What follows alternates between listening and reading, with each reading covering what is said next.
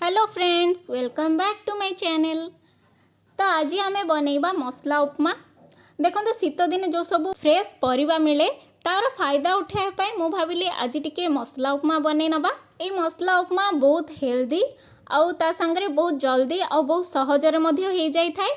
तो आज recipe start करिया पूर्व जदि आपण माने मो चैनल रे नुआ आसी चंदी तेबे सब्सक्राइब करिया को बिल्कुल भी भूलिबेनी और पाखरे थिवा बेल आइकन बटन को मध्य क्लिक करि नेबे जहाद्वारा आपण मो नुआ वीडियोस रा नोटिफिकेशन पाई परिबे। तो चलंतु स्टार्ट करिवा आज रेसिपी।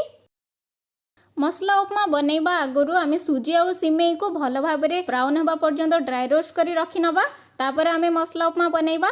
तो उपमा बनाय पई प्रथमे गोटे कढ़ई रे अल्प तेल नियंतु, सेथिरे अल्प जीरा, गोटे कंचा लंकार मात्रा आपण आपणक हिसाब रे कम बेसी करि परिबे। तापरे दुईटी मीडियम साइज रो पियाज को स्लाइस करी काटी नै सेथिरे पकई दियंतु। पियाज गोल्डन ब्राउन हेबा पर्यंत ताकू भल भाबरे भाजी दियंतु। देखंतु एठे पियाज गोल्डन ब्राउन ही आसलानी।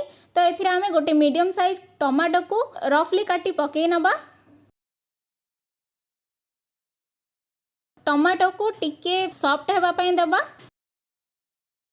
देखंतु एटे टमाटो सॉफ्ट ही आसिलानी। तो एथिरे आमे हाफ चामच हलदी गुंड, अल्प सुखिला लंका गुंड, गोटे चामच धनिया गुंड, गोटे चामच चिकेन मसला गुंड पकई ताकू भल भाबरे गोळै नबा।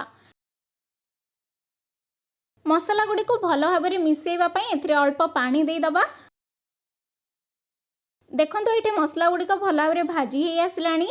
चारि साइड रु तेल मध्य बाहरिबा को आरंभ कलानी। तो एथिरे आमे जेते सब परिबा काटिकी रखिचे ताकू पकई नबा।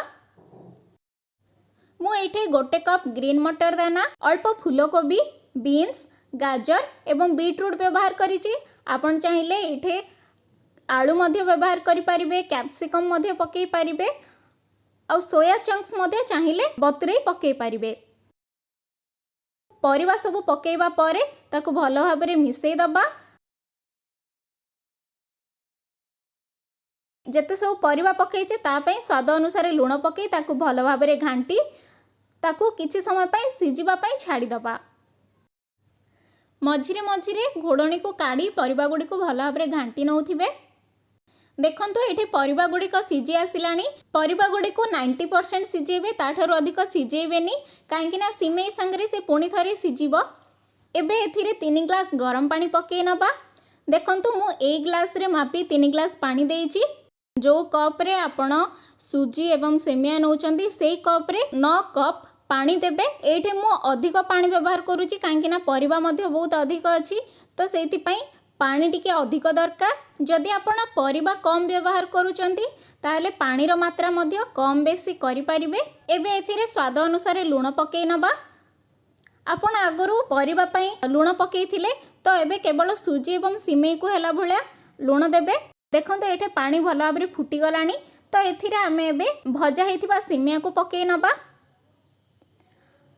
सिमेई पकेबा परे ताकू भल भाबरे घांटी घोड़े किछि समय पई सिमेई को सिजिबा पर्यंत छाड़ी दबा।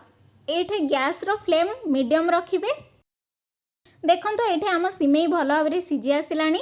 एबे एथिरे आमे गोटे कप सुजी को धीरे धीरे करी पकई नबा।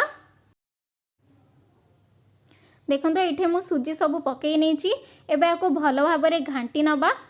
2 रु 3 मिनिट ताकू घांटीबा परे गैस रो फ्लेम ऑफ करी ताकू घोड़े नबा। 5 मिनिट परे गोटे सर्विंग प्लेट रे काढ़ी आमे सर्व करी नबा। एबे देखंतु प्रस्तुत हे गला हमर मसला उपमा। याकू थरे निश्चय घरे ट्राई करंतु। केमिति लागिला मते कमेंट रे निश्चय जणैबे। जदि वीडियोटी भल लागिछि तेबे लाइक, शेयर एंड सब्सक्राइब करिया को बिल्कुल भी भूलिबेनी। Thank you.